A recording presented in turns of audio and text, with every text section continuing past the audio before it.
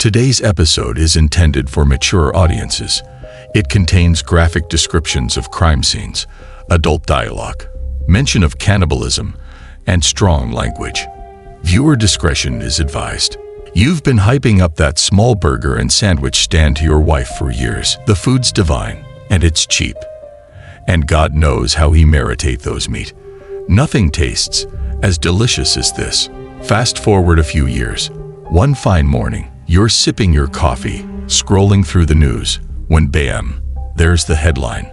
Local man arrested for serving human flesh in burgers. Flashing back to all those times you eagerly chowed down on those divine burgers. The realization that you might have been munching on something unthinkable hits you like a ton of bricks. If you've ever enjoyed a roadside burger in Maryland during the 90s, here's hoping it didn't come with a side of nightmares. Meet Joseph Roy Metheny, a man who took the term serving up human flesh a bit too literally. Yep, this guy wasn't just a serial killer. He might have actually fed his victims to unknowing customers in burger form. Who is Joseph Roy Metheny? So here's a guy who, by all accounts, should be a total mess. He's been neck-deep in drug abuse, practically swimming in it, yet somehow he's one of the most reliable people at work. Despite all the chaos in his life, he's sharp, gets the job done, popular with his colleagues too, and even has a reputation for being pretty intelligent. Joseph Roy Metheny was born on the 2nd of March 1955 in Baltimore, Maryland. His childhood story depends entirely on who is telling it. According to Joe, his life was one long episode of misery, complete with neglect and an alcoholic father who died in a car accident in 1961. His mother, who worked double shifts outside the home, made him and his sibling couch hopping majority of the time, and his mother passed away at a later date. Well, guess how shocked to Mrs. Metheny, who got to know about her own death after Joe's arrest, was still very much alive. Joe's mom says that they were never jumping around from different homes, that this whole hard upbringing was just a big fat lie, and she said that she was working 2 jobs, so yeah, she wasn't around. She was trying to take care of all these kids, but she disagrees with what Joe had said his upbringing was like. He ended up getting neglected, but honestly, that was on him. Despite his rough around the edges background, Joe was smart and polite. Teachers even described him as a decent student, a young man who seemed to have potential. But things took a dark turn as Joe grew older. He joined the army at 19 and claimed to have served in Vietnam, where he supposedly picked up a heroin habit. The problem: the US wasn't even in Vietnam when Joe claimed to be there. So yeah, another big fat lie. After the military, Joe's life spiraled further. He worked as a forklift driver, spent his money on crack, heroin, and liquor, and earned the nickname Tiny despite being anything but -6 on. Large-framed and overweight. His job performance, shockingly good for someone constantly high. By day, he was the well-mannered worker. By night, he would retreat to his trailer that was parked on the grounds of his workplace or hang out with the homeless and addicted in South Baltimore, feeding his own dark addictions. As time passed, things seemed to be falling into place, and Joe was starting to turn his life around for the better. Despite rumors that his workplace doubled as a criminal warehouse and he was running a side hustle selling drugs, Joe still managed to meet a woman. She's also, sadly, an addict. Fall in love, even get married, and they end up having a child together. Then came the trigger. Joe's wife left him, taking their 6-year-old son with her. The fact that she left didn't bother Joe, but losing his son, that lit a fire under him. 6 months later, he learned she'd been arrested with another man, and their child was placed in foster care. Enraged, Joe went looking for revenge, not on his ex-wife, but on whoever got in his way. When and how it started. Metheny said it all started back in July of 1994. I was at work. I was a truck driver. I was working overtime this one night. Then I got off and went home, as I always did. But when I opened the door and turned on the light, I noticed there was nothing there. My old lady had taken everything, including my son, and left me. Her leaving was not my problem, but she took my 6-year-old son with her. She was a crack addict and a worthless piece of ... I would have paid her to get out of my life. All she had to do was take my son over to my mother's house, and she could have had everything else and been gone. I found out about 6 months later she had moved on the other side of town with some that had her out selling her ass for drugs. They got busted for drugs, and they took my son away from them for child neglect and child abuse. I had no chance of going to social services and trying to get my son back due to my past criminal record. So I took it upon myself, with the hatred I had for these two who lost my son, to go looking for them. I had found out from someone that they were going under that bridge and getting high with some homeless who lived under that bridge. He didn't find his wife, but out of anger, bludgeoned 2 homeless men under a bridge in Baltimore with an axe, just because they didn't know where his wife was. He then killed 2 sex worker women after sexually assaulting them, who also couldn't give him any information. The cherry on top, he murdered a fisherman with a steel pipe who might have witnessed one of his crimes. But don't worry, Joe cleaned up the scene before leaving. According to Joe, it was a very busy night. 5 murders within about 7 hours. Yeah, I mean, that is a lot, Joe. That's a lot.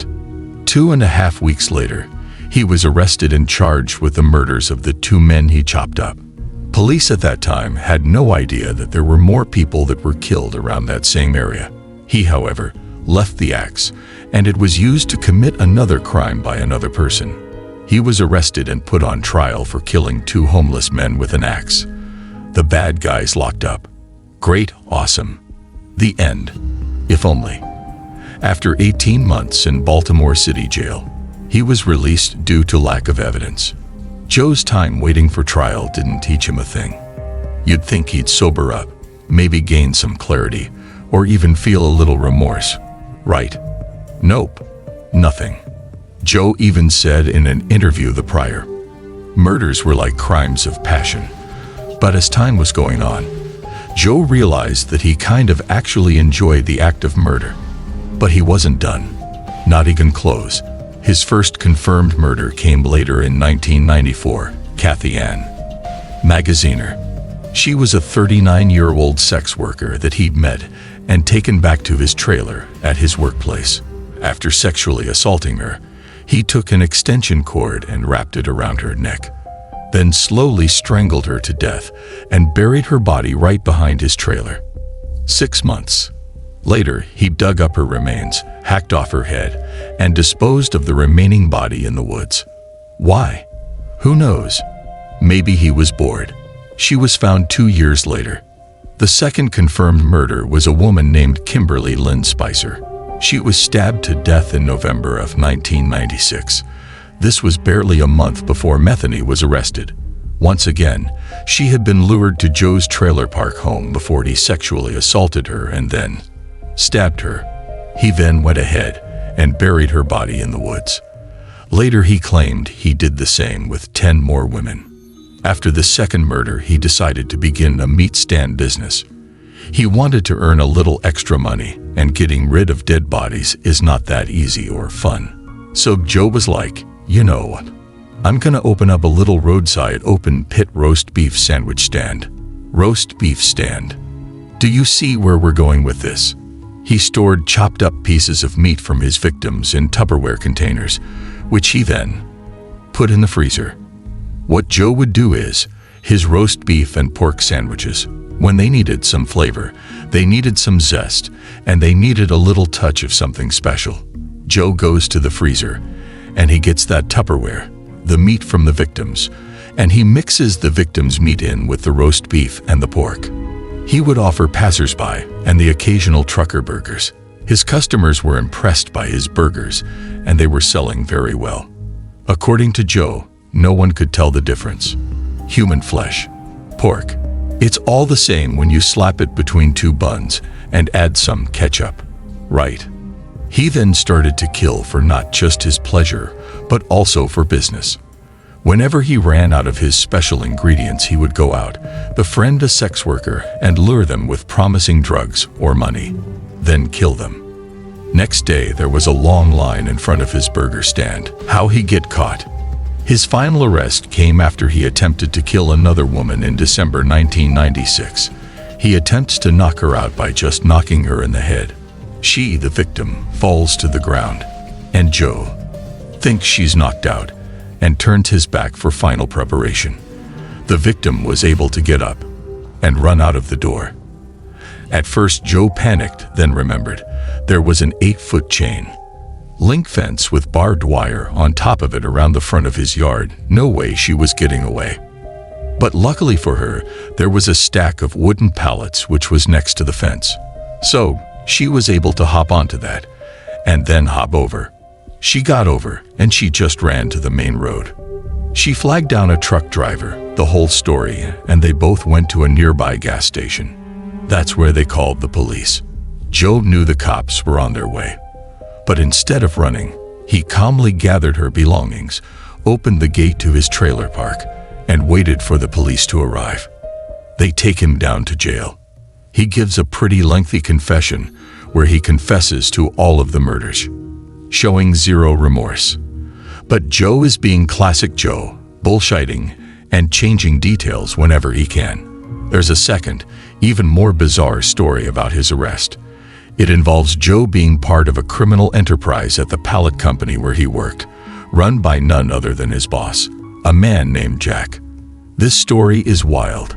Think FBI informants, stolen goods, and more murder. But in the end, it didn't really matter. Joe Metheny was charged with multiple murders, including those of Kimberly Lynn Spicer and another unidentified woman. He led police to shallow graves on the company property, confirming what they'd feared.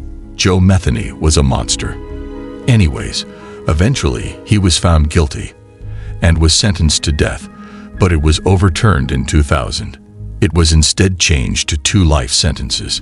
At his sentencing, he requested to be put to death and said, quote, "The words 'I'm sorry' will never come out, for they would be a lie. I am more than willing to give up my life for what I have done to have God judge me and send me to hell for eternity." From my understanding, he was never convicted for tampering with food, which is a felony, because there was no actual proof of it. He told people that he did it. He never apologized for what he did, but expressed his dissatisfaction about not being able to kill his wife and lover. He eventually died in 2017. His chilling confession: he killed because he enjoyed it. Plain and simple.